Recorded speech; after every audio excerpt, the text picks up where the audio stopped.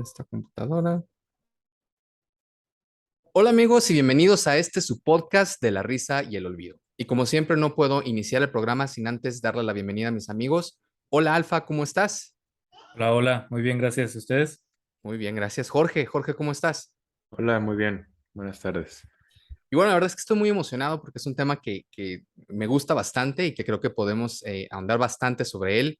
Es un tema que estoy seguro le va a gustar mucho a nuestros escuchas y el día de hoy vamos a hablar de Halloween y en general, creo que hay muchas cosas que contar acerca de esta celebración, de sus orígenes, muchas cosas. Y bueno, voy a darle la palabra a Alfa. Adelante. Bueno, gracias. Para dar un poquito de contexto, estamos grabando esto el 9 de octubre del 2022.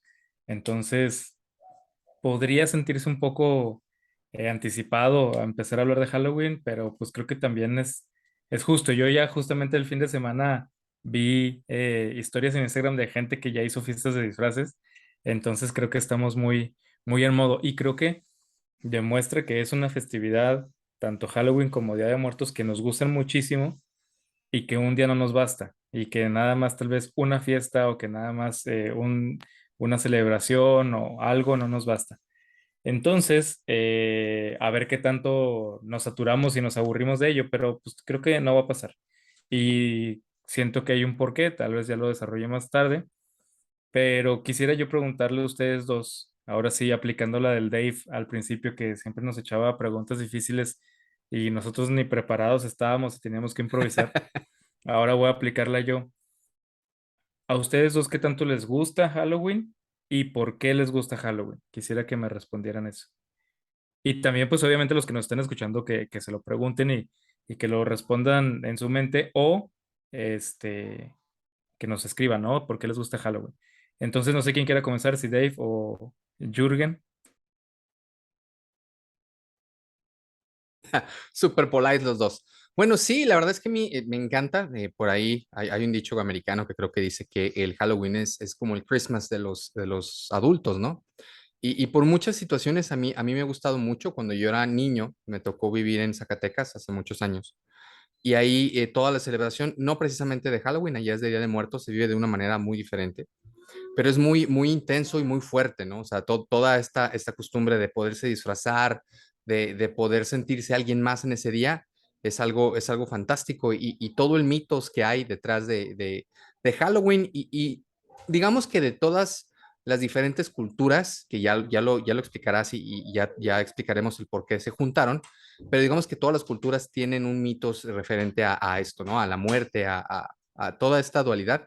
Entonces es bastante interesante, ¿no? Y bueno, creo que es muy divertido, sobre todo para los adultos, el poder salirse un poquito de la rutina y poder jugar un poquito a ser niños otra vez, el poder disfrazarse, el poder platicar de historias, etcétera. Sí, es una celebración que a mí me gusta bastante. Jorge. Fíjense que en mi caso, es que al menos de niños, o sea, en mi casa era de festejarse la Navidad y se chingó, tal cual. O sea, era lo único que se festejaba en todo el año, aparte de los cumpleaños. O sea, nada, o sea, nada. Día del niño no, Día de Reyes tampoco, día de nada. Entonces yo creciendo, para mí Halloween, no, honestamente no tenía tan chiste, ¿no? Era el día que me tenía que esconder cuando venían a tocar a la casa porque no tenía dulces que darles porque nunca les comprábamos nada. Eh, y fue hasta que, pues yo estuve en secundaria, en el último año de secundaria, y como primero, lo que ya sería primero de prepa, estuve estudiando en Estados Unidos. Y ya fue el primer Halloween que viví diferente, porque pues vivir en Estados Unidos allá sí es completamente distinto, ¿no? O sea, ver los ríos de gente en las calles, todos disfrazados, todo el ambiente que se empieza a sentir, inclusive días antes del festejo. Y sí, me gustó mucho allá, pero como que no fue hasta los 14 años que le pude agarrar un gusto distinto. Acá en México no me había pasado. Y creo que en México es más de norteños disfrutarlo, porque centro-sur es completamente Día de Muertos y tal vez ya empiece un poco el Halloween, sobre todo por, eh, pues, aquello que tanto le echan la globalización. La globalización es real, la globalización es un fenómeno completamente mm, incuestionable y completamente indetenible. Entonces, cada vez más nos contaminamos, por decirlo así, de todo y esa contaminación siempre va a ser de la cultura dominante, ¿no? Y de los medios dominantes. De hecho, ahorita que Entonces, lo mencionas, a mí me hace mucho sentido porque mi familia no es de aquí. O sea, mi papá es de Ciudad de México y mi mamá es de Michoacán. Entonces, como que aquí entre los amigos de Torreón sí les gustaba el Halloween y estaban acostumbrados, pero en mi casa realmente era algo que ni el caso. y teniendo familia de Michoacán, no había nada un poco particular de Día de Muertos. Ya ves que el Día de Muertos mexicano sí es centro sureño, pero sobre todo es michoacano, ¿no? Sí, o sea, pero pues no, mi mamá como que nos compraba pan. Como Fíjate debe que ser. ahorita en esta conversación que estamos teniendo es interesante porque incluso, no lo quería hacer porque me da un poco de pena, pero bueno, ahí les No, va. no lo hagas, no lo hagas, no hagas nada que no quieras hacer. El Día de Muertos en Zacatecas era tan fuerte, sigue siendo, pero me imagino que antes mucho más. A mí me tocó así. Había desfiles en la calle, la gente vestida de calaverita obviamente todo tenía que ver con el Día de Muertos, pero incluso los cánticos eran diferentes.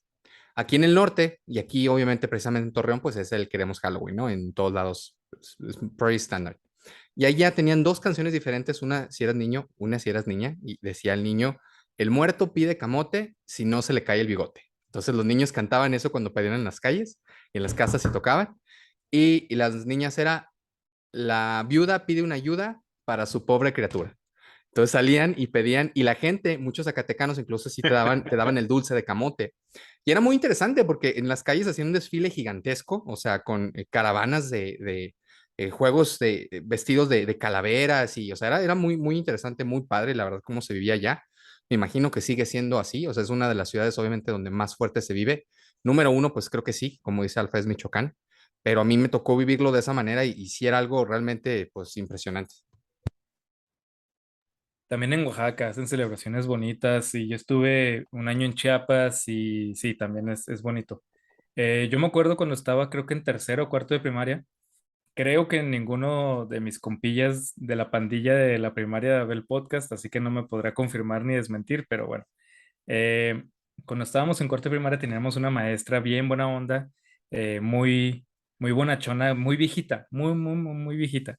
Y ella estaba especialmente en contra del Halloween y ella verdaderamente hizo una campaña previa para que nosotros, sus niños chiquitos, no saliéramos a pedir Halloween, sino que saliéramos a pedir, no me acuerdo qué, colaciones, pero nos enseñó una canción y teníamos que, sí, no teníamos como que disfrazarnos de monstruos, pero sí como vestir así como, no sé si como santos o como monjes, pero era como sábanas blancas y luego teníamos que poner a como un batillo muerto o una morrilla muerta, o sea, uno de nosotros tenía que hacer el muerto y le poníamos su sábana blanca y tocábamos y con velas teníamos que cantar angelitos somos, del cielo bajamos a pedir limosna, y si no nos dan, piedras y ventanas nos las pagarán, una cosa así. Entonces, eso no es lo peor del asunto, lo peor del asunto es que sí lo hicimos. O sea, éramos niños de cuarto de primaria, sí, tiene razón la maestra, no hay que hacer cosas gringas, y nos fuimos ahí a pedir esa cosa. Y pues la verdad no recuerdo con cuánto éxito, creo que fue más bien con una humillación que éxito, porque mientras nosotros estábamos como reviviendo esta tradición mexicana, tal vez inventada por la maestra, pues nos topábamos con un chorro de morrillos que iban pidiendo Halloween.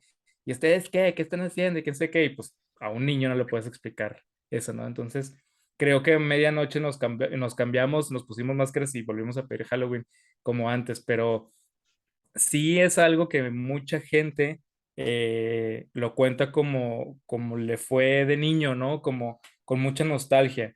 Entonces, por eso Jorge luego empezó con eso. O sea, para mí no es parte de la nostalgia, para mí es parte de, pues, una vivencia ya un poquito más grande. Y pues sí, esas son esos tipos de tradiciones, nostalgia hoy en día. Como A mí me el... recuerda cosas bien mensas, ¿eh? O sea, ahorita estás haciendo memoria y recuerdo estar en Dale, casa de un dale. amigo, de Eduardo Monroy, que si nos escucha, Ah, saludos. claro. Saludos a él. Y me acuerdo que estaba toda una parafernalia con las mamás porque estaban dando unos juguetes que tenían unos calcamonías que tenían droga. Entonces, supuestamente te ponían la calcamonía y los niños se drogaban, ¿no? Por eso Dave está todo tatuado. En realidad viene de ahí. Lo Ese es, sabemos, por eso sonríe tanto, sí. ese es Es correcto, es correcto. Son los chochos para que le dé el gym. Y, a ver, no creo tocarlo después, así que lo voy a tocar de una vez, aunque no tiene ahorita mucho contexto, pero sí, Espera, dentro de espera, porque Halloween, ya no quiero interrumpirte cuando empieces. Nada más te quería preguntar lo algo que se acabamos me de hace. hacer, hermano. No, que si ustedes saben o conocen por qué, o sea, el origen de aquí de la laguna se me hace muy raro. ¿Por qué queremos Halloween? Se me hace muy chistoso. Porque obviamente en Estados Unidos, para empezar, pues no dice nada y cuando dicen es trick or treat. O sea, ¿de dónde vendrá el queremos Halloween? No sé, se me hace muy curioso. Porque es como que muy aquí. Pues viene de que estamos bien babosos para el inglés, yo supongo. ¿Qué te pasa? Perdón, nada más quería hacer esa anotación. Adelante. No, pues quién sabe. Preguntarle al fundador. ¿Qué iba a decir? No, ya se me olvidó. Real, ya se me olvidó. Y además no es Halloween, es con J, es Halo. Halloween. Bueno, Halloween. ya me acordé que iba a decir que dentro de Halloween eh, es una de las fechas en las que alrededor de ella hay más psicosis colectiva y hay más paranoia. Mucho tiempo no mucho tiempo, pero sí se llegó a escuchar la noticia en Estados Unidos de que les metían navajas a los dulces o a las manzanas con caramelos ahí que se desangraban, otra que envenenaban los dulces. Me acordé, creo que no tiene contexto, pero aquí en Facebook un tiempo circuló esa noticia de que a las manzanas, a las naranjas les inyectaban sida, cosas así. O sea, ese tipo de paranoia súper chafota, súper inventada, que nada más está para llamar la atención, cae mucho la gente en ellas. Y, y tiene su razón de ser, o sea, porque parte de la creencia en espíritus, en demonios, en ese tipo de cosas, tiene mucho de psicosis colectiva. Y es un punto en el que al que sí quiero llegar, pero cuando hablemos más de las brujas, y creo que Jorge puede abrir ese tema. Ahorita lo que yo quisiera decir es, Halloween creo que hoy en día tiene mucho pegue por muchas razones, obviamente, pero creo que una, y no de las más importantes, pero creo que una importante sí es la estética.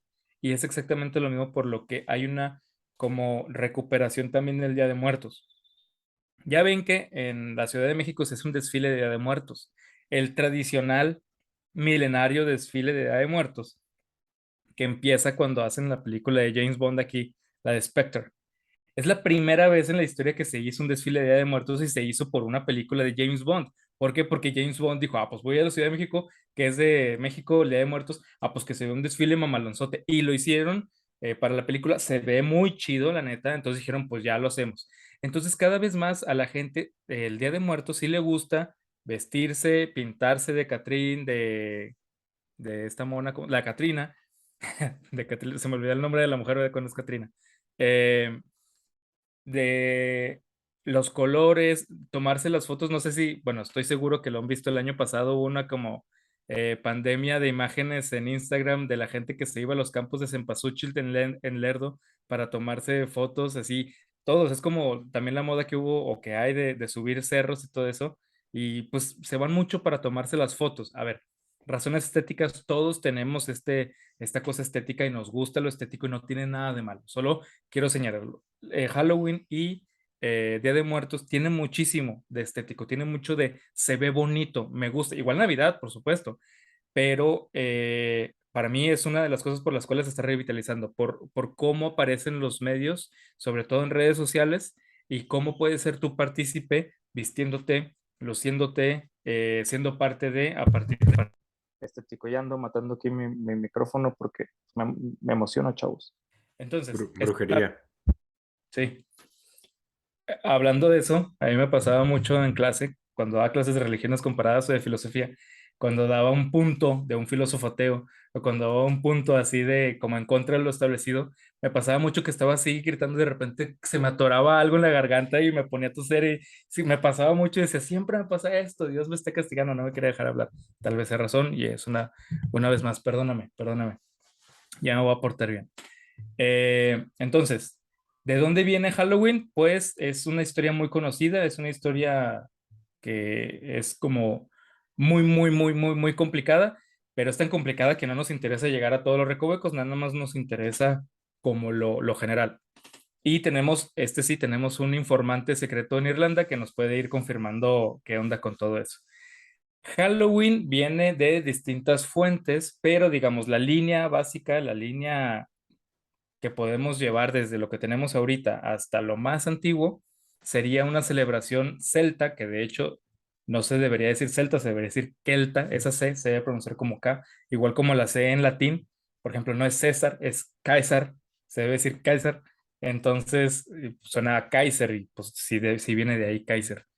Entonces, los celtas que habitaban España, una parte de España, una parte de Francia y las Islas Británicas, los celtas tenían esta celebración porque era muy importante para ellos el cambio de estación. La mayoría de las culturas antiguas, desde antes de la Edad de Bronce, celebran el cambio estacional. Y para ellos, los que eran más astrónomos, pues se fijaban mucho en los planetas y en cómo se movían y las cosechas y todo esto era importante para ellos y celebraban según los solsticios y los equinoccios. Los que no observaban tanto el cielo, que eran pocos porque la mayoría los observaban, aunque algunos lo tenían siempre nublado y por eso no podían observarlo tanto, celebraban los cambios de estación. Y los cambios de estación que tenemos ahorita, los cuatro, son un poco arbitrarios. Estrictamente, a ver, o sea, es como vivimos, ahorita que ya David mencionó y reveló el gran secreto en dónde estamos y dónde vivimos, de que dijo la ciudad que no debe ser nombrada porque podríamos estar en cualquier parte del mundo, pero ahora la Sedena va a saber en dónde estamos. Por ejemplo, aquí, que hace tanto calor desde marzo. O sea, si eres una persona que solo ha vivido en Torreón, ¿cómo le explicas que existe la primavera? En verdad, o sea, para alguien de Torreón solo existe el verano y el invierno. Sí, U- y se Un, fregó. ajá, exactamente, un poco. Y el otoño, ahorita, por ejemplo, estamos en otoño, pero este otoño va a durar, ¿qué? 10 días y luego ya. Este, No, y además si has estado en lugares donde sí se marca muy bien el otoño aquí, o sea, es una cosa impresionante y que aquí no pasa nunca. exacto. Entonces, hay lugares en donde prácticamente es el, el invierno horrible, el invierno de muerte, el invierno donde no hay cosecha, donde no hay luz, donde no hay prácticamente lugar para la vida y lugar para la comodidad y lugar para estar bien y donde lo único que hay que hacer es sobrevivir y la fase de cosecha y la fase de sembrar y la fase de todo lo bonito, ¿no? Entonces, en esas culturas, sobre todo tan norteñas, dividían todo en dos, ¿no? Como la fase bonita, que digamos es el calor, el verano, y la fase horrible, que es el frío y el invierno. Y justamente por estas épocas es la fase donde empieza, digamos, la gran noche, ¿no? El winter is coming, real, literal. Y entonces, eh, cuando viene el frío, cuando viene el invierno, también vienen temporadas de mucha oscuridad. Y en esas temporadas de mucha oscuridad, pues se asumía que se abría como unos campos acá especiales con el inframundo y aparecían los muertos.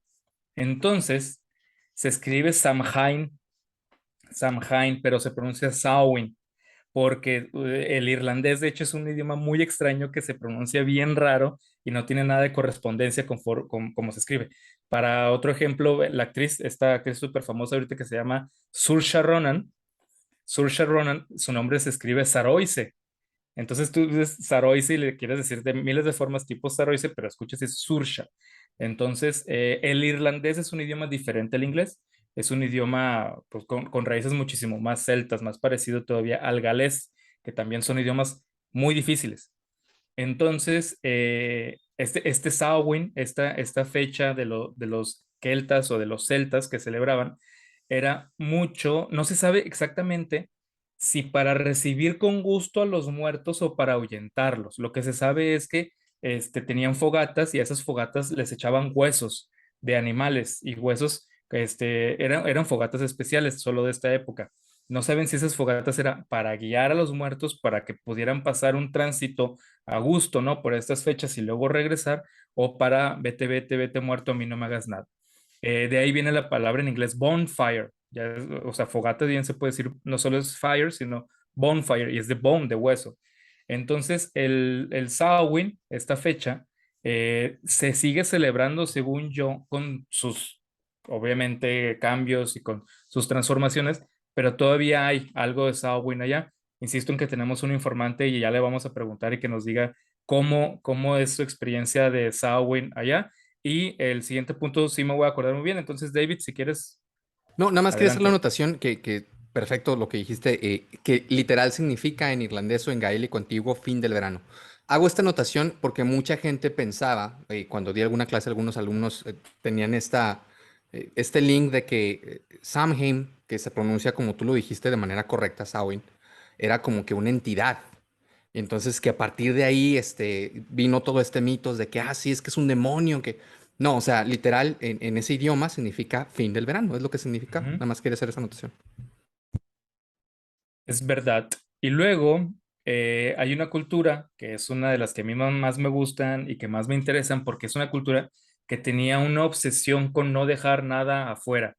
Muchas culturas son muy celosas, son muy racistas, son muy xenofóbicas y es lo que yo soy es lo mejor y lo que no soy va para afuera.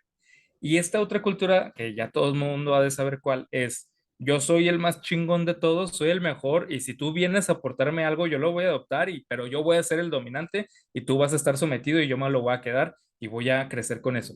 Es la cultura romana. Bueno, no es la cultura romana, es a partir del Imperio Romano. O sea, el Imperio Romano tenía esta gran como obsesión por no dejar nada afuera. Cuando un dios extranjero le parecía muy interesante, veía cómo lo adoptaba. A veces nada más le daba nuevas características a dioses que ya tenían y que se parecían y decía, ay, pues también es esto y esto. Y ese vato es nada más una representación muy chafa de este que es el dios mero mero. Y cuando tal vez este dios no tenía ningún parecido en lo que ya tenían, decíamos, pues véngase y le damos su nuevo altar y le damos unas nuevas fechas y todo esto. Ahora, los romanos que jalaban para todo, el Samhain lo jalaron de alguna manera muy natural porque ellos ya tenían celebraciones para los muertos y para los espíritus, como prácticamente todas las culturas de toda la historia, de todas las civilizaciones. Lo hemos platicado y lo volveremos a platicar. Una de las obsesiones más fuertes del ser humano es la muerte, pero es la primera y la más potente y la más terrible es la muerte propia, ¿no? El concepto de que yo me voy a morir. Eso es lo más terrible. Y uno de los más terribles, tal vez el segundo, es la muerte de mis seres queridos y la muerte de, pues sí, de la gente que me rodea y de la gente que amo. Y otra sería, ya que se murieron, pues, ¿qué pasa con ellos? Y luego, tenemos, ya sea por histeria o psicosis colectiva, no voy a usar la palabra histeria, por psicosis colectiva o por este, ciertos engaños, ciertos sonidos de la noche, ciertas cosas que se pudren y que parece que luego ahí andan contaminándonos y mandándonos hechizos. Tenemos noción de poderes y tenemos noción de seres espectrales y tenemos noción de que en lo desconocido es peligroso y nos puede matar o dañar, ¿no? Entonces, los romanos tenían en febrero tres fiestas, las Lumerias, las Paternalias y las Fernalias. Y las Paternalias y las Fernalias las sacaron de los etruscos, que fueron la primera gran civilización que ellos conquistaron. Y los etruscos, sus dioses, sus verdaderos dioses, no eran otros más que los padres que habían vivido en casa. O sea, de alguna manera, bueno, eso es un poco la idea que se tiene porque de los etruscos se sabe muy poco, pero un poco la idea es, ellos no adoraban a grandes entidades creadoras, grandes seres cósmicos con conciencia aparte, sino que ellos adoraban al ser, ellos sabían muy bien que ese ser estuvo aquí y que ese ser era mi papá, que era mi tío, mi abuelo, mi bisabuelo, y que una vez muerto está ahí protegiéndome. Entonces a ellos les rendían honores, a ellos les rezaban, a ellos les levantaban los altares. Entonces un poco esto se queda en las paternales, en las fernalias de los romanos. Y eso es lo que hacen, es mucho para el espíritu del muerto que estuvo aquí con nosotros, para que venga, para que se sienta tranquilo, para recordarlo, para que esté todo cool. Y las lumerias sí eran para ahuyentar a los espíritus malignos, así como existe el espíritu de mi abuelito que puede andar por aquí buscando el tesoro de Pancho Villa, también puede andar el gran espíritu malévolo que fue creado por un ser malvado y que viene a robarse a los niños o viene a mandarnos enfermedades y peste. Entonces hacían muchos rituales para ahuyentarlos y en la mayoría de los rituales estaban involucradas las vestales. Las vestales son las sacerdotisas pues de esta diosa que es una de Vesta, que es una de las más importantes de la cultura romana y a la cual habría que dedicarle varios programas. Entonces, ya de los romanos, estas fechas van a cambiar de febrero a mayo y de mayo van a cambiar a noviembre, porque en noviembre era el Samhain. En noviembre era el Samhain y el Samhain se va a hacer como muy popular por ahí por Europa y digamos, en la Edad Media se supone que como se celebraba tan fuerte el Samhain y no habían logrado los cristianos eliminar esa fecha, ellos tenían estas fechas que ya luego eran el Día de los Mártires y el Día de Todos los Santos que se celebraban en mayo. Ya estamos hablando de la Edad Media cristiana. Dicen, no, pues vamos a juntarlos para que en lugar de celebrar el Samhain y todo eso, celebren solo el Día de los Mártires y de los Santos. Este Día de Todos los Santos, ¿cómo se dice en inglés, Dave? All Hallows Eve. All Hallows Day. El Día de Todos los Santos es Sí, All Hallows Day. correcto. Entonces, el día anterior, que era Samhain, se va a llamar All Hallows Eve. Entonces, de All Hallows Eve se va a transformar en Halloween.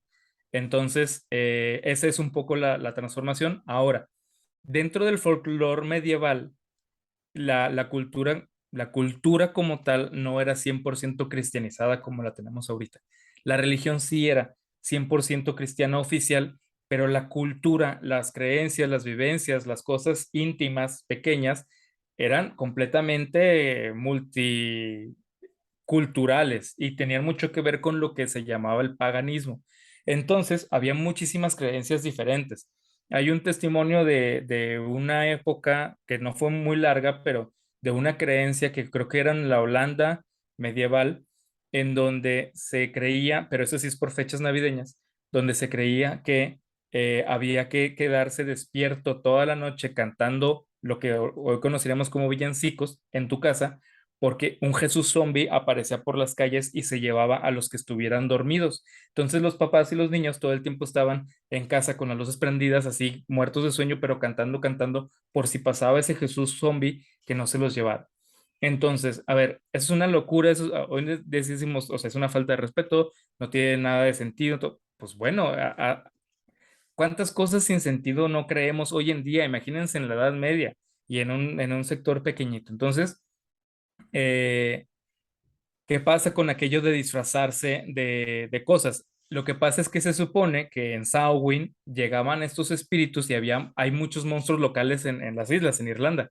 Y esos monstruos locales llegaban a comerse humanos o a chupar almas humanas.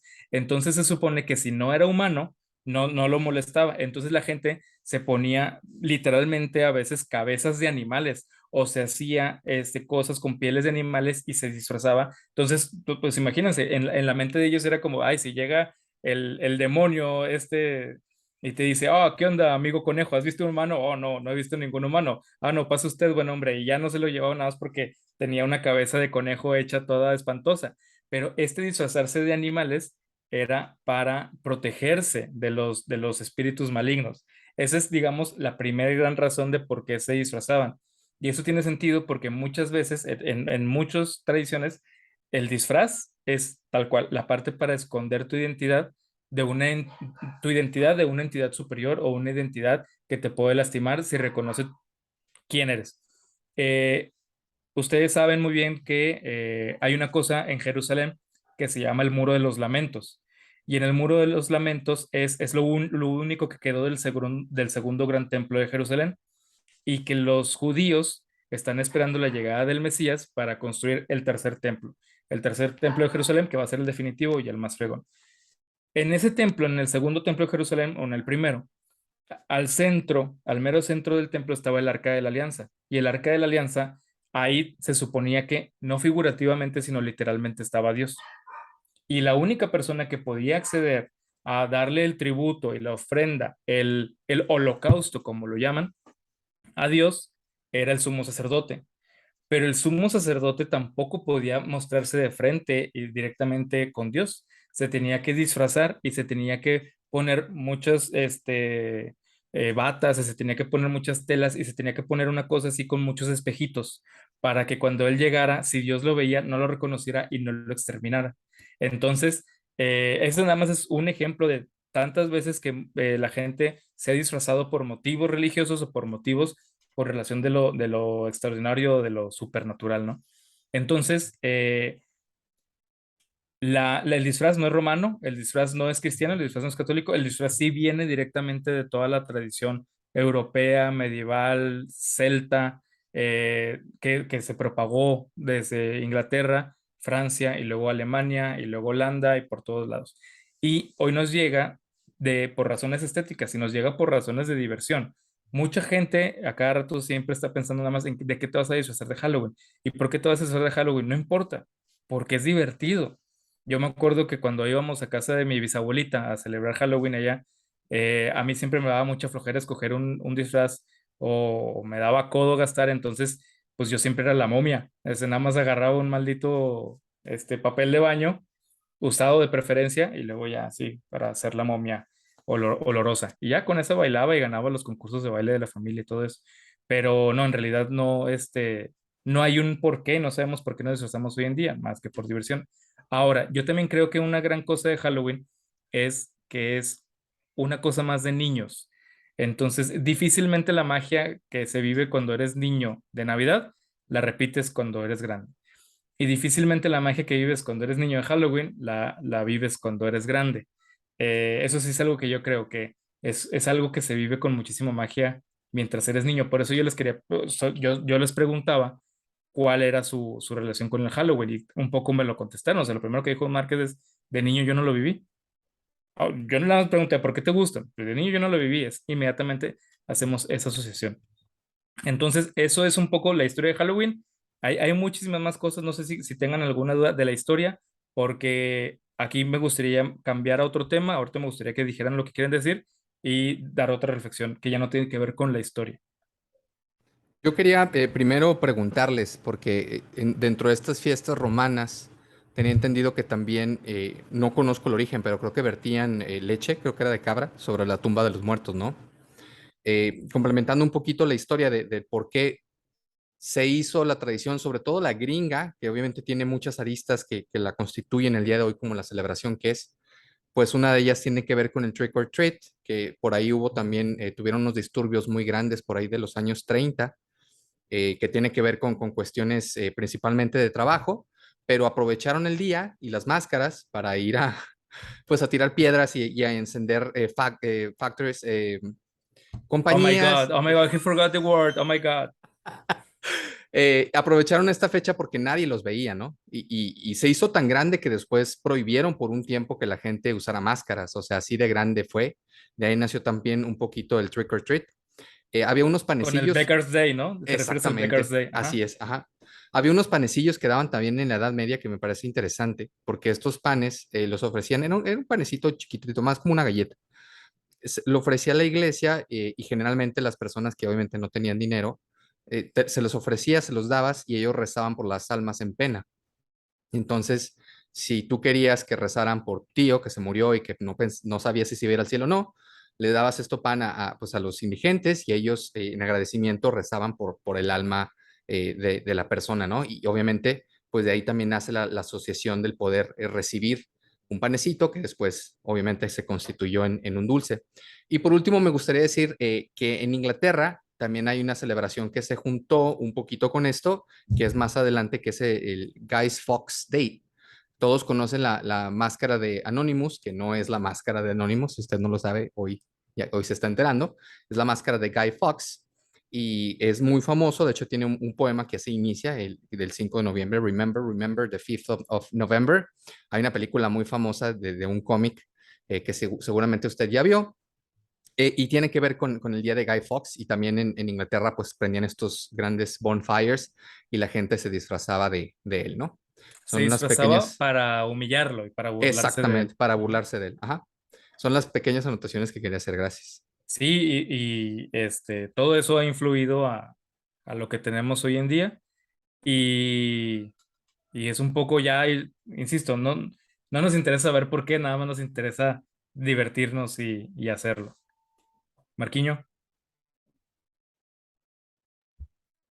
No sé si quieren agregar algo antes de que me meta con las brujas. No, yo creo que de historia estamos bien. Yo creo que lo que David apunta era súper padre saberlo, entonces ya con eso podemos empezar. Fíjate que ahorita que dijiste de tu disfraz de momia, ya recordé que solo una vez de niña me metieron en un concurso de esos en algún centro comercial y también fue de momia con vendas. Obviamente no gané. Y luego, Yo quiero decir una cosa importante y es una promesa que hago. Cuando lleguemos a los, ¿qué será? Ya sabes qué voy a decir, ¿verdad? nada, maldito asqueroso. Yo tengo este archivo digital completamente real de Jorge, no disfrazado de una momia, sino de un brócoli. Y es el hombre brócoli bailando una cumbia perronzota. Entonces prometo liberar ese material cuando lleguemos a los... ¿Qué les gusta? Digan un número. Mira, ¿qué te parece si, porque es obviamente Halloween y a lo mejor este capítulo puede llegar a muchas personas, si llegamos a los 500, no hemos llegado, creo que a ese número, creo que con la muerte y el infierno estamos cerca. Al infierno. No, el infierno ya lo pasó. Entonces, No, bueno, tú pon el número, Jorge. o sea, está bien que casi no tengo 600, dignidad, pero al 700, menos que sean 800. así llegamos a 800, usted verá. Fíjate, yo sí gané varios concursos porque mi papá era un entusiasta, entonces me hizo varios trajes así muy chidos de Halloween. Continúen. Ok, Y si este video llega a los 800, libero el archivo del señor brócoli. que además ni siquiera parecía brócoli, parecía apio. O sea, ni siquiera eso pudieron hacer para mi disfraz. O sea, no solo es un brócoli, sino que es un brócoli fallido que es apio. Amigos, compártanlo, ayúdenos a llegar a ese número mágico de 800 para todos poder ver ese archivo muerto en el Día de Muertos. Que hablando de disfraces fregones, alguien que nos ve, Angie, también le mandamos saludos. Yo, alguna vez me enseñaron fotos de los disfraces que le hacía a sus hijos y están padrísimos. O sea, de repente, como decía Dave, si hay mamás y papás que se rifan en eso, ¿no? Ahí sacan, explotan toda la creatividad y están geniales. Pero bueno, me quedé pensando, o sea, cuando Alfa dijo que querían hablar de Halloween, siempre se me ha hecho interesante el tema de la magia, el tema de la alquimia, el tema de la astrología y el tema de la brujería a lo largo de la historia. O sea, en realidad, por ejemplo, las cuestiones de brujos, brujas, hechiceros, vienen de muchísimas culturas. O sea, ustedes pueden agarrar, por ejemplo, eh, a los egipcios de antes de Cristo, de ese imperio egipcio que duró 3000 años, el de las pirámides, y ellos ya tenían sus propias historias de brujería. Pueden agarrar, por ejemplo, historias griegas como la Odisea misma, en donde se ven unas diosas que también son diosas como estilo brujas, hechiceras, Circe, por ejemplo, una de ellas, o Calipso. Entonces es algo que estaba como que siempre está ahí dentro de las creencias del colectivo humano. O sea, como que hay muchas cosas que no podemos explicarnos y necesitamos encontrarle alguna explicación y creo que pues pocas cosas se han utilizado tanto para eso como una magia. Lo interesante es que la magia no siempre se vio como algo malo. O sea, la magia, de hecho, durante casi toda la historia se veía como, como una herramienta. O sea, algo que podías utilizar para algo bueno y que también puedes utilizar para algo malo, tal cual. Entonces, en muchas civilizaciones, sí había dentro de sus creencias religiosas, dentro de sus códigos de conducta, inclusive dentro de sus leyes, menciones a cuestiones de brujería, pero muchas de ellas no es de que las condenaran, es de que más bien condenaban nada más cierto tipo de uso como de esa magia. Por ejemplo, el Imperio Romano sí tomaba en cuenta ciertas cuestiones de brujería, pero básicamente lo que le importaba dentro de las leyes al imperio no era tanto que hicieras brujería o no, era simplemente que, por ejemplo, si tú le habías quemado la casa a alguien con brujería o se la habías quemado pues con fuego, sin hacer brujería, en realidad el castigo tenía que ser el mismo. ¿Por qué? Pues porque quemaste la casa de alguien más y se fregó, ¿no? O sea, como diciendo, si hay brujería está bien, la cosa nada más es castigar cuando usa de forma inadecuada. Eh, sí había, por ejemplo, en el Imperio Romano, pues luego ciertos filósofos escépticos que obviamente pues iban a burlar constantemente de la gente que creía en eso, o sea, como que había mucho más también posturas críticas de ciertos movimientos intelectuales, pero aún así, pues la creencia en realidad en la magia, y en la magia y en la brujería superó los griegos y pasó a los romanos y después se metió al resto de Europa ya cuando el propio cristianismo se fue, digamos que haciendo más grande y esparciendo por casi todo el mundo. Y fue quizás el cristianismo el que le acabó metiendo, el que acabó haciendo esa asociación entre la brujería y la magia y algo que estaba muy vinculado al demonio.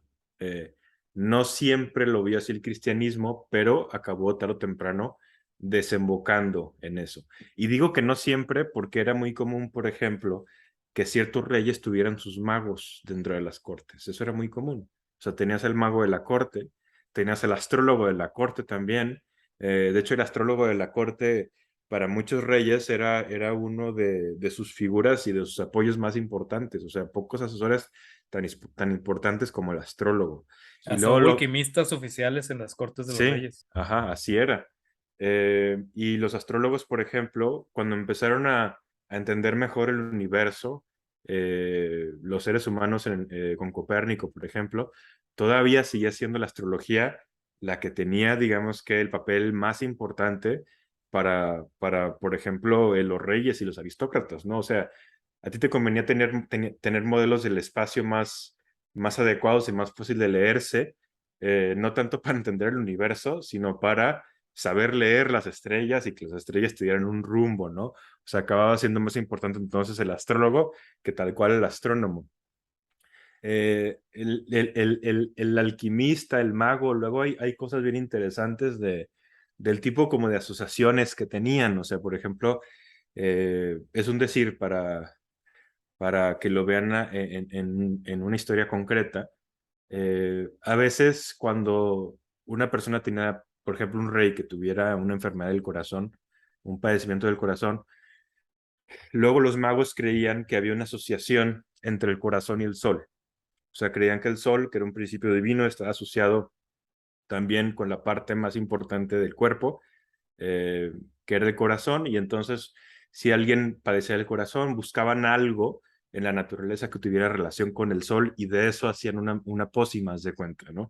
Entonces, una de las, digamos que pócimas más famosas que ha habido en la magia para curar el corazón estaba hecha a base de flor y de semilla de girasol, porque ellos veían cómo había una conexión ahí mágica, ¿no? Invisible entre el girasol y el sol, y decían, bueno, eso tiene las mismas propiedades del propio corazón, y entonces así puedes curar un corazón. ¿Cómo? Pues a través del sol, haz de cuenta. Esa magia la estudió mucho Fraser, que es como el padre de los estudios de las religiones comparadas, aunque él tenía otra mentalidad, y él le llama la magia simpatética. La magia simpatética es exactamente lo que tú estás diciendo. Es la magia de contacto y la magia simpatética. Digamos que la magia de contacto es lo que luego vamos a terminar entendiendo como química o como medicina, y la magia simpatética es la que funciona a través de una relación cósmica o conceptual. Ajá. Y está cañón, porque en realidad ellos sí creían que encontraban esas relaciones, o sea, que los magos las conocían. Sí Y tenía cierto. cuando escuchas sus justificaciones están bien chidas. Ajá, hay unas bien padres, o sea, y de por qué le ponían ciertos materiales a ciertos amuletos, o sea, todo tenía en realidad una lógica. Lo que pasa es que era una lógica que ya cuando la pones en un método científico no cuadra, pero con una lógica en ese tipo de pensamientos cuadraba perfectamente. O sea, era gente muy inteligente en realidad, no era gente estúpida. Eh, pero bueno, es bien interesante meterse a todo eso. Eh, a mí lo que me interesa más de todo esto que sucedió para el capítulo de hoy es precisamente la cuestión de la brujería, porque en Europa hubo un montonal de personas que fueron ejecutadas por brujería. Se estima que fueron alrededor de 50,000 en 3 siglos, una cosa así, o sea, es muchísimo.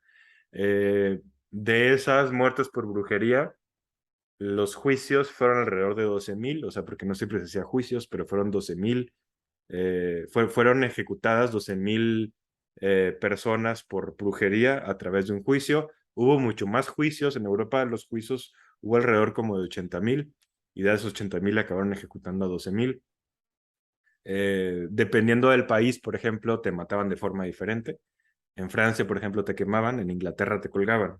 Hubo por ahí un caso en donde había un territorio en disputa entre Francia e Inglaterra y ahí condenaron a unas brujas. Entonces lo que le hicieron a los cuerpos fue que primero los colgaron y luego los quemaron. O sea, tuvieron que utilizar la ley de Francia y la ley de Inglaterra. ¿Vas Y a decir había algo, otras en Alfa? donde las enterraban o algo así para que no pudieran sacar poderes ni hechizos. Ajá, sí. O sea, como que en realidad cada cultura tenía como su versión de qué se tenía que hacer con el cuerpo tal cual de la bruja. algo muy común era la tortura. O sea, la tortura siempre ha estado muy ligada en el cristianismo a hacer una purga del cuerpo. O sea, a pensar, por ejemplo, que a veces el demonio y el mal se te podía incrustar en los huesos, entonces era muy común, aparte de tortura, que te fueran triturando los huesos del cuerpo, porque así lo que le hacían a ese mal es que ese mal lo empezaban a purgar y los trituraban cuando la persona seguía viva, ¿no? Y la forma como de justificarlo por parte de, pues, de la iglesia era esta idea de que más te valía sufrir en vida que luego sufrir eternamente en el infierno, ¿no? Entonces mejor aquí te hacemos sufrir un ratito y luego ya después tienes la oportunidad de salvarte en el purgatorio o algo. Que de nuevo, si aceptas esas reglas del juego, sí tiene toda la lógica del mundo. Si claro, aceptas esas reglas. pero era terrible. De hecho, algo interesante con esto es que luego a veces no hay como poderes más agresivos y crueles que aquellos que están ejerciendo esa violencia bajo la creencia de que te están haciendo un favor, tal cual, ¿no? O sea, como esta postura de yo soy el que conoce la verdad, tú estás en una falla y yo te voy a hacer violencia para purgarte y ayudarte. Y eso ha pasado en general casi casi en cualquier régimen totalitario, ¿no? O sea, de lo que sea.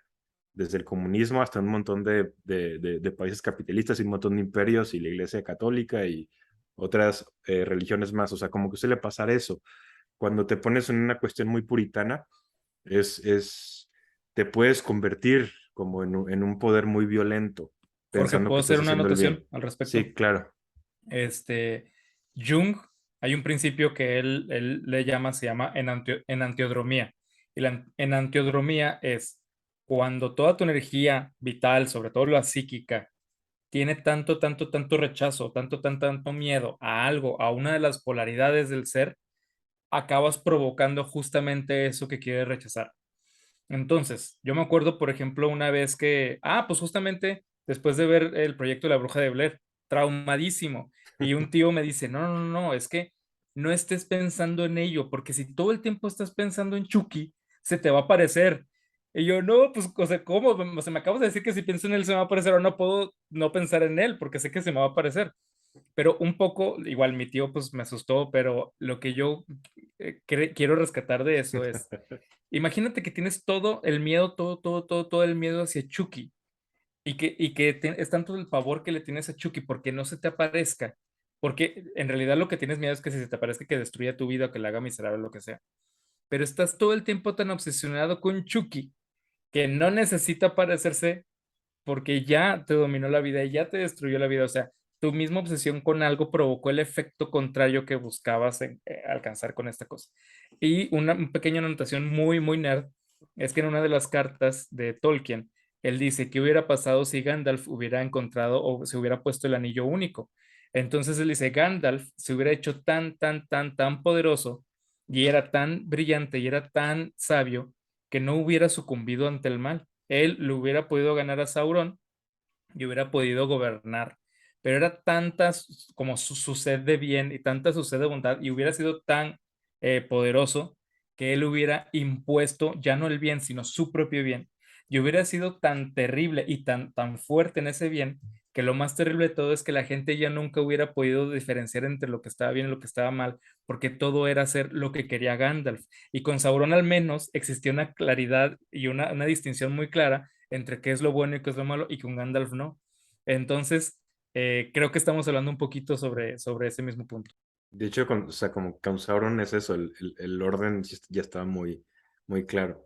Sí, Dave. Oye, y complementando la idea de Alpha y hablando un poquito de cuestiones geek el día de hoy aquí en Halloween, hay una película que habla precisamente de lo que dices, también, pues si usted no la ha visto, es tiempo para verla en Halloween, que se llama The Skeleton Key, y habla un poquito de la magia vudú, y está muy cool el concepto, porque lo que te explica al final es que la magia te afecta. O sea, la protagonista no cree nada de esto, ¿no? Y entonces va a un pueblito, creo que es en Nueva Orleans, que es donde está un poquito lo de la magia vudú y no cree nada de esto, etcétera.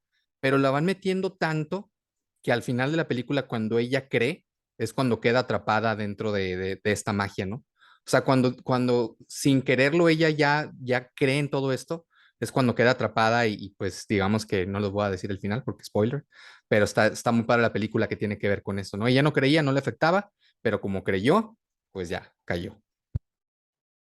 Alfa, para ti fue Chucky, para mí fue eso. Esos, Para mí Eso Pennywise, también, el payaso. Pennywise, sí, maldito. esos monstruos que irrumpen en lo Sí, no, cotidiano. no, no. Me colé ahí, un tío le estaba viendo y me colé sin que se diera cuenta y me puse a verla así por atrás en su cuarto. Y ya después me da miedo hacerte el baño. Como niño, o sea, estaba en el excusado y tenía que ser de aguilita así para poder estar viendo que no se me asomara el güey. Es que el vato sale del grifo y sale Sí. del De esa caño escena de ahí. la coladera, cuando sale de la regadera, que sale de la coladera, además el actor era muy bueno. Y por eso funciona, ¿no? O sea, porque te agarran en el lugar más cotidiano y además donde siempre estás solo y luego, o sea, como niño estás solo y sin ropa, como que te sientes completamente desprotegido y en esos lugares donde se te aparece. Está bien hecho, al menos ese elemento. Bueno, Alfa se baña con ropa, pero yo no. Como un caballero, por supuesto. Ok, entonces, antes ya de meterme directamente ya a los casos de brujería que quiero contar, lo último nada más es recordarles una idea, y es que luego a veces no podemos creer cómo las personas pueden llegar a creer cosas como esta, ¿no? Pero es que en realidad los seres humanos sí somos súper ultra susceptibles a muchísimas creencias y a tener hasta una especie como de delirio colectivo, o sea, sí lo somos.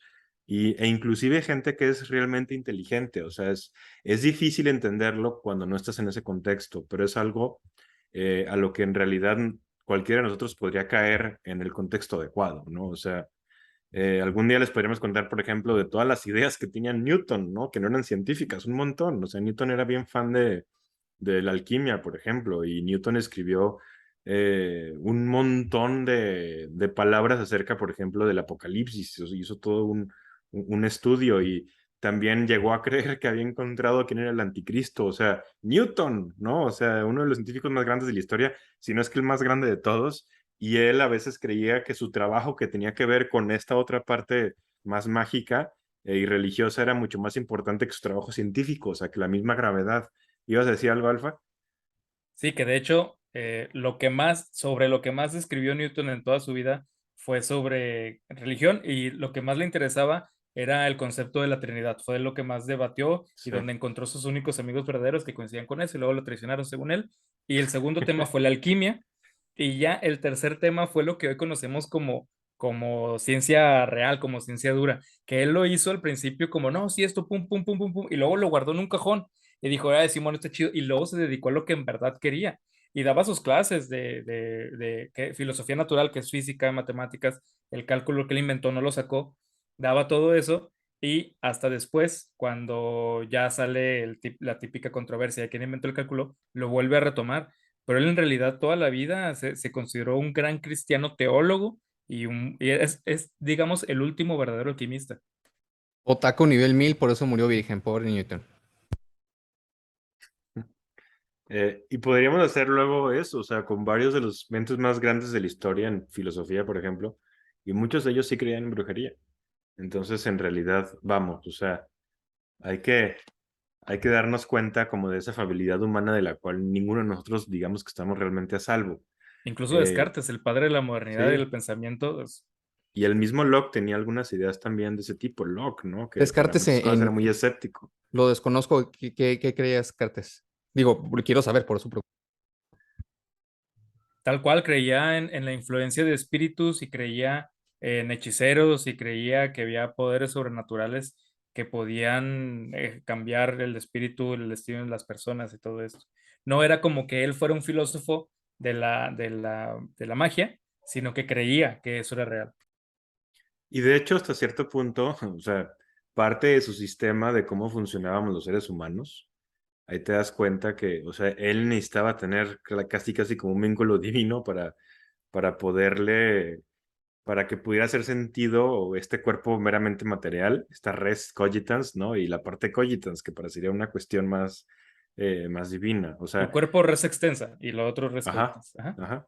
Entonces, digo que hasta por ahí te das cuenta, ¿no? De cómo a lo mejor pueden estar abiertos como ese tipo de creencias, porque al final de cuentas, van muy ligadas a este pensamiento pues religioso tal cual.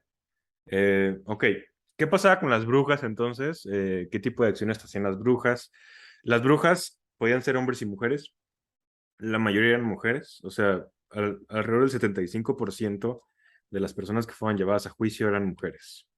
Y el 25% restantes eran hombres, o sea que sí estaba muy, muy cargado hacia el lado de las mujeres.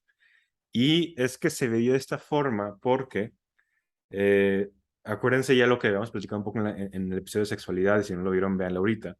Y es que la mujer se veía como más susceptible a esa seducción por parte del demonio, ¿no? O sea, desde Eva tal cual, desde esta imagen de esta Eva que fue la que sucumbió a la oferta de la serpiente y a raíz de eso, o la Pandora, por ejemplo, para los griegos, y a raíz de eso, las mujeres se veían como este sexo entre los dos sexos que era, digamos que, más seducido fácilmente. Y esto lo veían por algunas cuestiones específicas. Una de ellas es que creían que intelectualmente pues, eran inferiores a los hombres, creían que ese intelecto no les ayudaba además a controlar sus impulsos, sus propias emociones, y también las veían como con una sexualidad mucho más abierta, más despierta, y mucho más voraz y sedienta, ¿no? Entonces ustedes iban como poniendo todos esos elementos, digamos que juntos, se veía por qué demonios ellas iban a estar, digamos que mucho más propensas a caer en esas tentaciones de la brujería, porque además la brujería se ligaba totalmente a la sexualidad. O sea, la brujería, de hecho, por algunos expertos, por ejemplo, en el Renacimiento, se llegó casi casi a definir como si fuera una especie de enfermedad sexual, haz de cuenta. O sea, lo que ahorita entendíamos enfermedad sexual, bueno, ya sería casi casi una especie como de brujería porque estaba completamente relacionada a cuestiones sexuales. O sea, de hecho, una de las cosas que las brujas hacían entre todas las maldades que cometían era que se robaban penes, así tal cual, se robaban penes de los hombres, ¿no? Eh, Hay algo que siempre se me ha hecho interesante y es que en la brujería sí se respetaba este principio del libre albedrío, ¿no? Lo que le llaman luego en inglés el free will. El libre albedrío porque se tiene la creencia de que o sea, de que Dios nos había dado a todos nosotros un libre albedrío y que, por ejemplo, si solo se nos metiera de la nada, por ejemplo, un demonio en una posesión o algo así, eso estaría rompiendo el libre albedrío, y entonces estaría rompiendo, digamos, un pacto que Dios tuvo con nosotros, por un lado. Y por otro lado, si nosotros realmente no estábamos decidiendo, digamos que actuar junto con el demonio, entonces no era nuestra responsabilidad. Explico todo esto eh, porque justo las brujas se las condenaba porque lo que se creía es que esas brujas de una forma activa estaban buscando ese pacto con el demonio, ¿no? Y todo empezaba a lo mejor de maneras más sutiles, o sea, empezaba con personas que empezaban a desear tener más, que empezaban a desear ocasionarle mal a personas o a desear tener experiencias sexuales que estaban fuera como de toda, de todo lo que estaba permitido en la época y que eso iba haciendo a que esas mujeres o esos hombres digamos que pudieran acabar teniendo poderes de brujas. Inclusive no tenían que tener esa entrevista tal cual con un demonio ni nada, o sea, simplemente con el hecho de ya estarlo realmente deseando continuamente, se entendía como que esa persona estaba solicitando de alguna manera tener, eh, tener ese pacto con el demonio. ¿Quieren agregar algo? Porque vi que abrieron micros. ¿No? Yo no. ¿Tú, Dave? No, nada más, no sé si voy a hablar Alfa de esto, sí, no lo quiero interrumpir. Hay una película que habla de esto que está muy, muy padre. ¿La vas a mencionar ahorita, Alfa?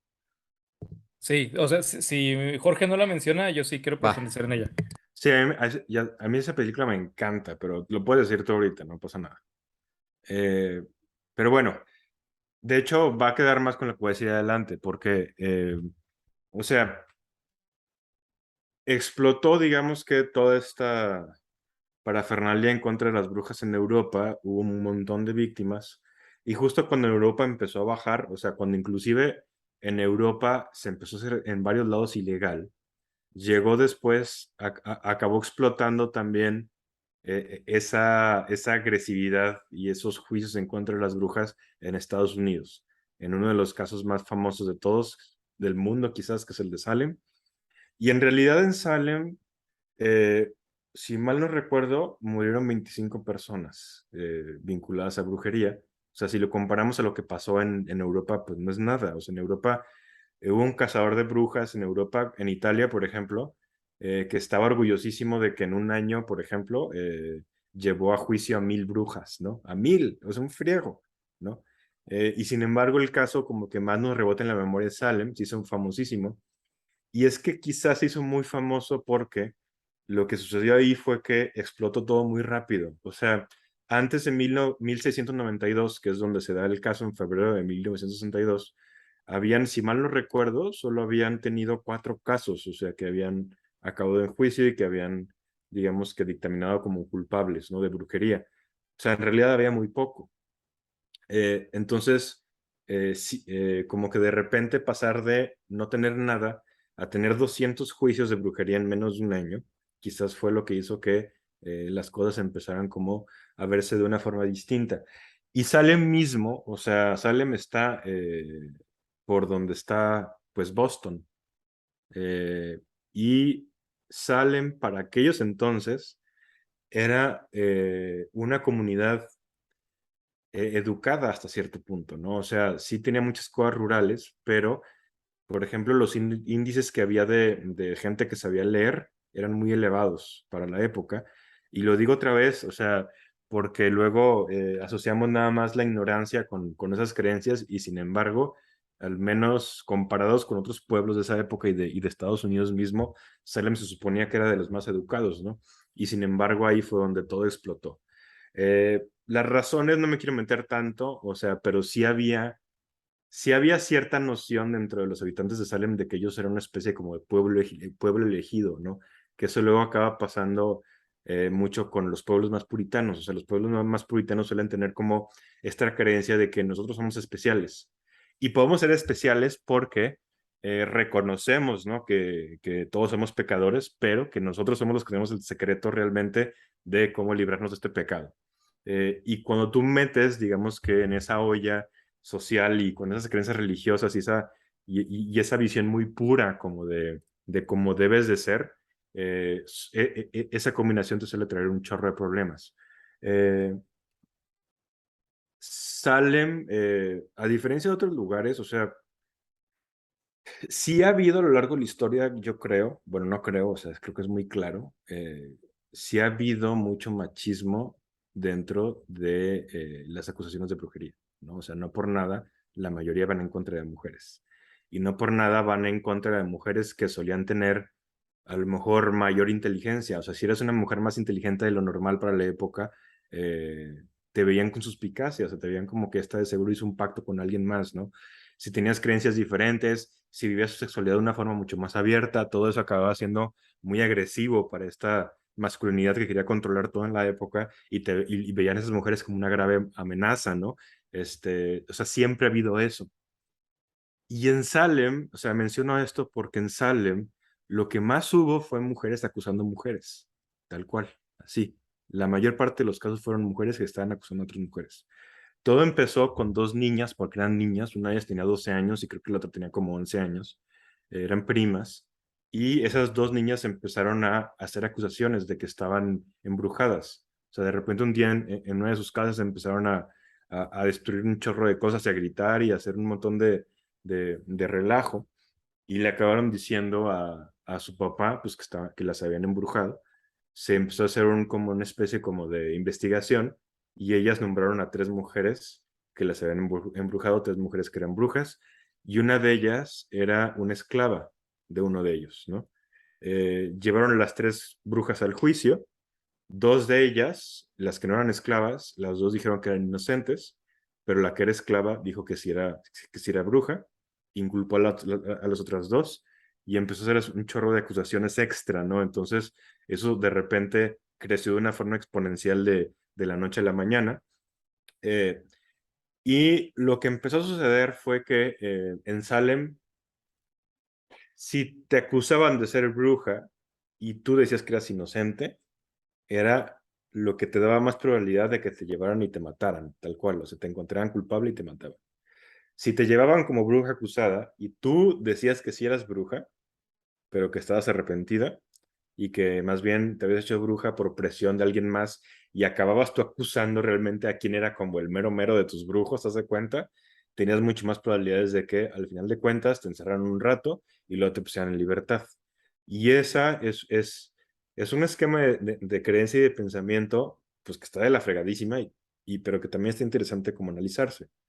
Porque si tú ya estás partiendo de la idea de que tú sabes que tienes la razón como juez, que tú sabes que esa mujer es una bruja o que ese un hombre es un brujo, y los dos lo niegan de buenas a primeras, entonces están mintiendo pues porque quieren ocultar realmente lo que yo ya sé que son, ¿no? Entonces, no eran juicios realmente para encontrar verdades, ¿no? Eran juicios para encontrar personas que se pudieran arrepentir y aquellas que no lo iban a hacer y que por lo tanto tenían que encontrar otra forma de purgarlas, en este caso a través del castigo y de la muerte. ¿Quiere decir algo, Alfa? Sí. Y que ese mismo principio se repitió un poco en Estados Unidos en la época de la Guerra Fría cuando estaban buscando comunistas. Ajá. Casi, casi exactamente igual, en donde yo ya te agarro, entonces te voy a perdonar El, todos y me dices quiénes son todos los demás el y desbaratamos la red. McCarthyism, ¿no? Que le llaman. Exactamente. Sí, de hecho, muchas veces sí he leído ensayos de cómo lo ligan mucho, o sea, esa cacería de brujerías, después hizo otra cacería de comunistas, ¿no? Que acaban siendo otras brujas, pero acaba siendo, sí, la misma forma de operar, y es horrible. De hecho, hubo una viejita en Salem que acusaron de brujería, la llevaron a que se defendiera y cuando le dijeron que era, y la acusaron de bruja, esta viejita en realidad vivía como muy alejada de la comunidad, no tenía ya como mucho contacto con la gente. Y cuando fueron y la acusaron de eso, su respuesta fue decir, o sea, ¿cómo podía ser bruja? Yo, si ni siquiera sé lo que es una bruja, no sé lo que hacen. Y la respuesta del juez fue decirle, si no sabes que es una bruja, entonces ¿cómo podías saber que no eres una? ¿No? O sea, a lo mejor sí lo eres, pero no sabes qué hacen. O sea, el argumento más estúpido de la historia. Y así fue como la condenaron a ser bruja. Eh, hubo casos en donde estaba la persona acusada enfrente, en el juicio, y después entre el público que estaba viendo el juicio estaban las adolescentes que habían acusado a esa persona de ser bruja. Eh, y cuando la persona que estaba acusada de brujería estaba enfrente hablando, si esa persona de repente se cansaba y se inclinaba a un lado, entonces todas las niñas que estaban embrujadas por ella se inclinaban a un lado. Si la bruja de repente levantaba un brazo, de repente ellas se paraban de los asientos como si les hubieran levantado de forma mágica, ¿no? O sea, empezaban a tener actitudes así en donde un grupo de 5, 6, hasta 7 niñas parecía que estaban siendo controladas como si fueran títeres por la disque bruja a la que estaban acusando en ese momento enfrente, ¿no? Y digo, nadie se ponía a pensar luego cómo si te están acusando de bruja, ¿cómo fregados me conviene a mí en ese momento empezar a moverlas a lo pendejo, ¿no? O sea, para que todos vean que soy bruja. Pero esas cosas en realidad no las ponían a juicio. Lo que veían ellos es que, mira, es la evidencia clara de que están embrujadas y de que ella es la que les está embrujando, ¿no? Y a partir de esos primeros casos, ya después todo se descontroló y empezamos a encontrar cosas mucho más ridículas, o sea, como de repente... infidelidades, ¿no? Y de repente, no, pues es que se me apareció aquí la mujer, ¿no? La bruja, o se me apareció aquí el brujo, esposos acusando esposas, esposas acusando esposos, hijos acusando a papás de brujería. Hubo un caso en donde había un padre de familia que era muy agresivo, no solo con su casa, sino con también las esclavas y todo eso, y lo acabaron acusando como que él participaba en la brujería. Entonces se acabó convirtiendo casi casi en una forma de un control social súper violento y súper extraño. El más Eh, básico de todos es claro, un violador. eh, Violaste a esa mujer. Es que ella me sedujo con brujería, yo no pude evitarlo. Y la ajá. matan a ella. Sí. Y otra de las cuestiones más interesantes es que se empezó a utilizar algo que llamaban experiencia vivida, como si fuera la evidencia más clara de todas, ¿no? Y esto es, no tengo que tener una evidencia más que lo que me diga la persona que vivió. Entonces llegaba la chavita y decía, es que yo estaba en mi casa y de repente levité y de repente se me apareció la vecina embrujándome. Entonces esa experiencia no se ponía realmente a juicio. Esa experiencia se veía como que esa subjetividad tenía que ser 100% real, independientemente de quién viniera, ¿no? Hubo un caso, por ejemplo, en donde un sacerdote empezó a hacer todo su speech ahí, su discurso en la congregación. Les empezó a decir que todo eso que estaba viniéndose en Salem, que era una guerra del demonio en contra de Dios, que había elegido justamente a Salem porque Salem era la comunidad elegida en ese momento en el mundo, siempre se sienten especiales, y que solo había de dos sopas, o sea, que era santo o demonio, punto. Así dijo, así, aquí todos somos o santos o demonios, no hay puntos intermedios. Y en el momento en que él está narrando ese discurso, una de las hermanas de una de las mujeres que había sido acusada de bruja y que estaba siendo enjuiciada, ya no pudo más, se levantó, se salió llorando de la iglesia. Y después de ese evento, un niño, así tenía como, no recuerdo si tenía como 8 años, fue y le dijo a la congregación que vio cómo afuera de la iglesia esa mujer que se había salido tenía a un lado a un hombre oscuro, ¿no? O sea, como si en ese momento estuviera haciendo ese pacto con el demonio. Y eso fue suficiente para que después a esa mujer también se la acabaran llevando a juicio, tal cual. Ya el último caso que cuento es, hubo una de las mujeres que creyó haber estado embrujada, que después recapacitó, o sea, que se puso a pensar y dijo, ¿sabes qué? Es que esto fue un rollo mental, ¿no? Algo pasó que creí que alguien más estaba teniendo algún poder sobre mí y ya me di cuenta que no. Y cuando fue y dijo esto en la comunidad como para tratar de que la gente regresara a una cordura grupal, lo que le pasó fue que la empezaron a acusar después allá de ser la bruja, porque estaba haciendo apología de brujas, ¿no? Entonces, ahora sí que ya no te queda de otra más que empezar a acusar. Hay por ahí pues encontraron diarios de la época y todo, o sea, notas bien importantes en donde se veía como ya algunas personas ya habían entendido esta estrategia como de, si yo quiero que a mí no me acusen, lo que tengo que hacer es empezar a acusar. O sea, empezar a decir que a mí ya me embrujaron, que un día estaba hablando y de repente como Alfa se quedó sin voz cuando iba a hablar algo de Dios y entonces eso tiene que ser una brujería tal cual, ¿no? Y las personas que más acusaban acababan siendo las que estaban más blindadas en contra de que fueran a ser llevadas como a la horca. Bueno, o sea, como a ser encontradas culpables, pues. Eh, es, si bien es un caso que ya no, ya está lejos de nuestros tiempos, creo que el aprendizaje más importante que yo le encuentro a esto, y Alfa ya hizo por ahí un acercamiento con lo del comunismo, es que eh, es bien importante, yo creo, siempre mantener abiertos los discursos, siempre mantener abierto el diálogo, siempre mantener abierta como esta posibilidad de hacer argumentación, de ponerte frente a una persona y decirle, ¿sabes qué? No estoy de acuerdo con lo que me estás diciendo y de dar argumentos del por qué. Y después de que esa persona también te conteste y te diga su otra visión y su otra postura. Porque los periodos de la historia en donde hemos sido mucho más violentos dentro de nuestro mismo grupo es precisamente en esos momentos en donde no hay espacio para el diálogo, en donde no hay espacio para los matices, en donde todo tiene que ser o blanco o negro, y creo que eso no queda más claro en la historia que con la cuestión de la brujería. No sé qué más quieren agregar. Yo quisiera ver si ahorita Dave quiere decir algo porque creo que con lo que acabas de decir es el mejor momento para cerrar hablando de esta película que ya todos sabemos, bueno, nosotros tres sabemos cuál es y ahorita quiero platicar un poquito de ella. Entonces, no sé, Dave, ¿tú qué quieres decir? No, adelante, adelante. ¿Me deja decir una cosa más, Alfa? Si ya vas a cerrar con eso. Lo dudo, lo dudo. Es breve.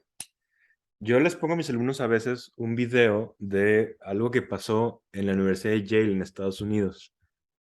Yale es de las mejores universidades del mundo, es considerada Ivy League en Estados Unidos, que son así como la crema de la crema. Son muy caras y son difíciles de entrar ahí. O sea, tienes que tener dinero y tienes que ser inteligente, ¿no? Para entrar a esos lugares y E tienes que ser influencias aplicado muchas y veces. influencias y un montón de cosas. O sea, de ahí ha salido mucha gente muy brillante. Y hubo un caso, creo que fue en el 2016, en donde un grupo de alumnos y de maestros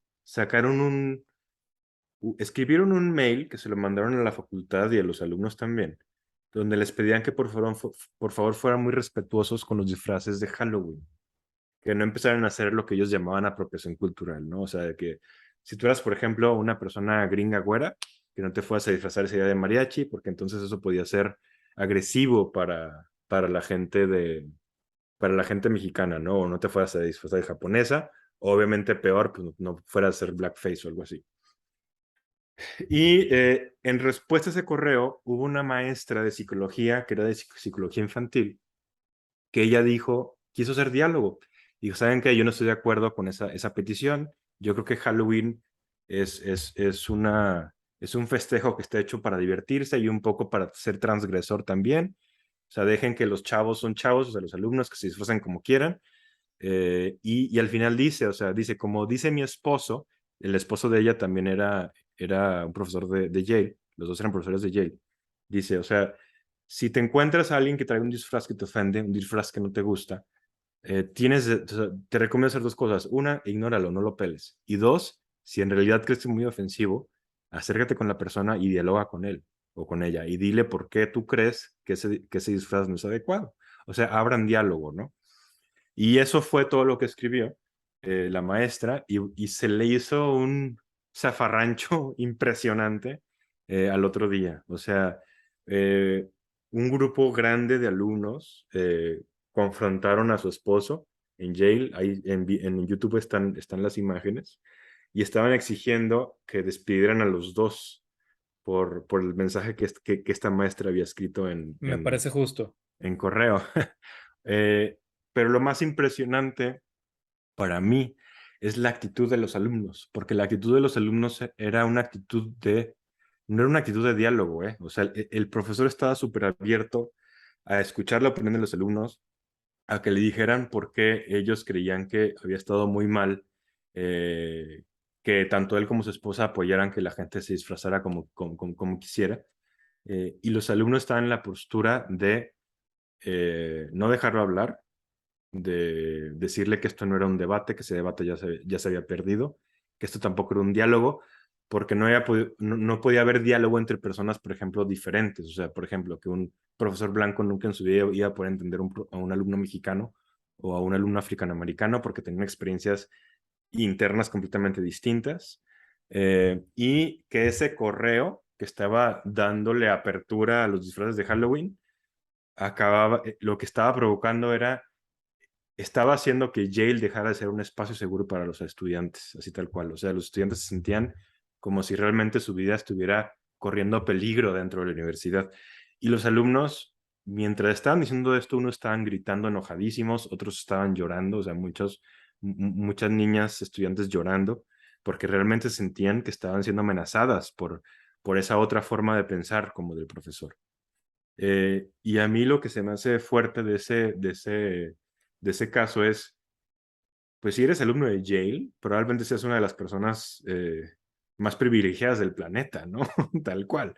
Y ha de haber pocos espacios tan seguros como ese, o sea, físicamente seguros. Y en cuestiones intelectuales, pues una universidad en teoría tiene que ser un espacio justamente para compartir opiniones diversas, para dialogar con gente que no piensa como tú. Y sin embargo ahí eso se veía pues como el demonio tal cual. Y ahí se puede ver en ese video lo que pasaba un poco en el puritanismo de Salem a un nivel muy diferente. Esta postura de decir, yo ya sé toda la verdad, yo ya sé que el profesor está completamente equivocado, por eso no tengo que escucharlo y por eso lo único que nos queda es lincharlo y pedir su cabeza y que deje de dar clases acá, tal cual. O sea, porque a esa gente no se merece ni siquiera que le des el espacio para hablar, simplemente tienes que castigarla, ¿no? Entonces, eh, otra vez, como que esta forma de pensamiento en realidad la seguimos viviendo y la cosa es seguir presionando para hacer contracorriente, ¿no? Y que no se pierdan los espacios de diversidad de opinión. Pero bueno, ya era todo. Quería mencionarlo porque además fue por una cuestión de Halloween.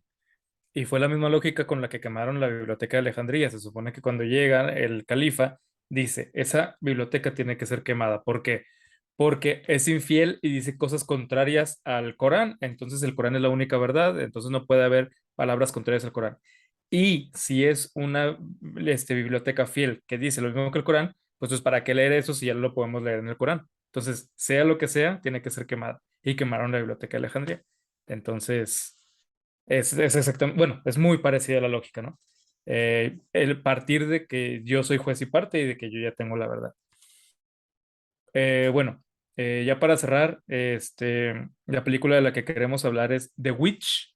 Es The Witch, pero escrita literalmente con la doble V, es así de Witch. Y es una película de un director, no sé si es inglés o gringo, se llama Robert Eggers, no sé si me puedan ayudar si es inglés o gringo, pero bueno, Es Robert inglés. Eggers. Ok, entonces él tiene creo que tres películas, solo he visto las dos primeras y las dos tienen algo muy, muy, muy similar. No son películas de terror, no son películas de fantasía, no son películas de acción, no son películas de drama, son películas de profundidad psicológica porque no tengo otro mejor término para decirlo. Es Son gringo, perdón. películas, ok, gracias, es gringo. Son películas en donde lo más importante y en lo que él trabaja como un verdadero maestro, como un pinche genio, es en lograr meterte en la cabeza de las personas que están viviendo eso. Ahora, eso es muy difícil en cualquier caso. Es más difícil si la persona que está viviendo eso tiene un contexto completamente diferente al tuyo. En un caso son dos guardafaros en una isla, bueno, así perdidos ahí en medio de la nada, y en el otro es una comunidad puritana en donde a un señor lo exilian de, digamos, de su pueblito, igual, tal cual la época de las brujas de Salem es la misma, lo exilian por excesivamente puritano, porque él le decía a su comunidad que no eran lo suficientemente cristianos, que no eran lo suficientemente buenos, no eran lo suficientemente fieles, bla, bla, bla. Dicen, pues váyase, y se va con su familia y se instalan en una cabañita y solos ellos para sobrevivir al borde de un bosque. Ese es el contexto de ellos y lo que pasa ahí es que se pierde un bebé, entonces empiezan a pensar que hay una bruja. La película es tan bien hecha, es tan genial que al principio se vendía como si fuera una película de terror y tal vez todavía hay gente que la puede considerar una película de terror, pero la gente que llega buscando un terror del que te asustan y así, de los slashers y todo esto, va a encontrar una película bastante aburrida.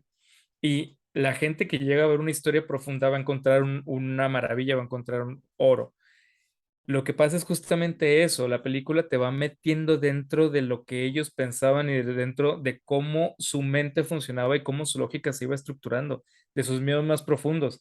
La investigación la hizo de testimonios de gente que verdaderamente tuvo que ver con brujas, o sea, o que lo tuvo o que lo dijo, pero en el fondo lo creían, en el fondo creían haber tenido experiencias con las brujas y haber sido hechizados o haber mandado ellos mismos a la hoguera a una. Entonces, no es tanto si fue real o no, es más bien cómo lo vivían y cómo se fue experimentando esa realidad. A ver ustedes qué me dicen, pero para mí la película es tan buena que a pesar de que sí ves cosas, no tienes muy en claro si eso todavía puede ser parte de una cosa psicológica que ella está viviendo dentro de su mente. Porque, o sea, sí y no, y el asunto es justamente lo que termina pasando. Hay una psicosis colectiva, hay una creencia y hay unos hechos que van aumentando y que van alimentando esa creación. Y llega un punto en donde toda la familia se le va en contra a uno de los miembros y terminan ocurriendo cosas terribles. Y sí, hay muertes, hay destrucción, bla, bla, bla, pero lo más importante de todo es cuál es la lógica y cuál es la psicología de cada uno de los personajes. Y en ese sentido es una obra maestra. Esa película se llama The Witch, La Bruja o The Witch. Y yo la he visto como tres, cuatro veces y no me canso, justamente por además la fotografía y toda la producción está preciosísima. ¿Qué quieren decir sobre la película, chicos? Y ya con esto yo creo que terminamos. Dave. No, nada más quería hacer mención de esto que dices. Siempre caemos en pensamiento mágico, ¿no? Hace poquito que volvió a temblar en la Ciudad de México otra vez, el 19, salieron a decir influencers y muchas personas, incluso en la televisión, que había sucedido porque la gente tenía esta idea de que iba a temblar. Entonces fue tan poderoso su pensamiento que que hicieron que la tierra se cimbrara ese día como lo había hecho en las dos ocasiones anteriores. Y bueno, precisamente por lo que dices de la bruja, ¿no? O sea, es caer en esta, rápidamente caer en pensamiento mágico que, pues no tendría mucho sentido. Me gusta mucho esta película, esa parte que es muy difícil de ver en las películas, de dejarte la delgada línea de decisión, ¿no? O sea, la decisión siempre está abierta de una manera muy sutil. De si tú quieres creer que lo que realmente sucedió es que había una bruja que los estaba acosando y que los llevó a donde los llevó, sin dar spoilers, o si el hecho que sucede al principio de la película fue o sea, desencadenando los miedos de los personajes, ellos mismos fueron cayendo presa de sus miedos, se autodestruyeron y al final hay una ruptura total de psique de uno de los personajes, ¿no? Entonces, pero decirte las cosas sin decírtelas es, híjole, tiene mucha valía del director. Sí, yo soy su ultra fan, la verdad. Me encantan sus películas. Esa está bien padre. Visualmente se me hace hermosa. Y lo que más me gusta, ya lo dijo Alfa, pero cómo sacaron los diálogos de diarios de la época, hace que luego es difícil a veces viendo una película que se te olvide un poquito quién demonios eres tú y le metas tu filtro a todo, ¿no? O sea, tus conceptos y tus colores y tu entendimiento y tu escepticismo, ¿no? Yo soy bien escéptico y todo. Porque cuando ya, o sea, lo que tiene padre para mí esa película es que logra que percibas la película a través de la subjetividad de la época. Y eso está bien fregón. Y eso es lo que no muchos directores logran. Y creo que por eso es un gran acierto lo que hizo con los diálogos. O sea, haberlo sacado de esa fuente. Eh, y luego además lo acompañó, creo que de una forma genial, con las imágenes y con los sonidos y con todo lo demás. O sea, está padre como que realmente te queda ambiguo si eso es real o no. Yo diría que es completamente real, pero en el sentido de que en la subjetividad de la gente de la época era completamente real. Y la cuestión es que si ya nos vamos a entender la historia de la humanidad, pues lo habría sido para casi todos los seres humanos, ¿no? Y que nos haya nosotros dado, al menos durante esa película, ese entendimiento, o sea, de estar en ese mundo en donde todo eso en realidad era terriblemente real, está fregón. A mí también me gusta un chorro la del Lighthouse, donde hace realmente algo muy similar. La del Faro también lo acaba sacando también de diarios, de lo que creían estos marineros que se quedaban por temporada solos cuidando un faro, una o dos personas. Eh, es una película que es más difícil de ver porque los diálogos son más complejos, pero a mí se me hace igual de hermosa y de impresionante, pero son distintas. Y ya. Y de esa película que también es considerado terror psicológico, Ajá. muy interesante porque yo cuando la fui a ver no la entendí. Me gustan las películas sin subtítulos y esta no la entendí nada. O sea, eran literal sacados los diálogos de la época y tiene un inglés obviamente antiguo el de la época y era muy difícil de entender. Y son diálogos muy deliciosos, la verdad. O sea, muy bien escritos, muy bien intencionados.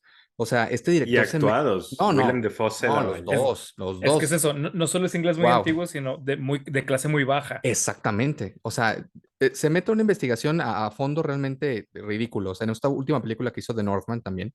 O sea, antes de poder filmar, él mandó pedir cepas que batallaron mucho para conseguir, para poder plantar exactamente lo que había en la época, las plantas que utilizaban.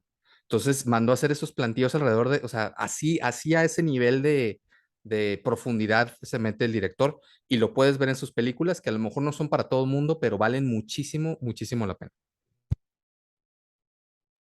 Bueno, pues yo creo que con esto ya es momento de cerrar.